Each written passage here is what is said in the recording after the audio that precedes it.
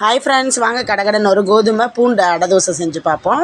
கோதுமை மாவு ஒரு கப் எடுத்திருக்கேன். அதில் ஒரு ஸ்பூன் அளவுக்கு சில்லி ஃப்ளேக்ஸ் ஆட் பண்ணியிருக்கேன். இது கூடவே தேவையான அளவுக்கு சால்ட் ஆட் பண்ணிக்கோங்க. பூண்டு நல்லா தோல் உரித்து மிக்ஸி ஜாரில் நைஸாக அரைச்சிக்கோங்க. அந்த பேஸ்ட்டு இது கூட நான் ஆட் பண்ணிக்கிறேன். உங்களுக்கு பூண்டு தூக்கலாக வேணும்னா நீங்கள் நிறையா கூட ஆட் பண்ணிக்கோங்க. இதை நல்லா மிக்ஸ் பண்ணி விட்ருங்க ஃபஸ்ட்டு மாவோட. தண்ணி அதுக்கப்புறம் நீங்கள் கொஞ்சம் கொஞ்சமாக சேர்த்து நம்ம தோசை ஊற்றுற பதத்துக்கு நீங்கள் மாவை நல்லா கலக்கி எடுத்துக்கோங்க.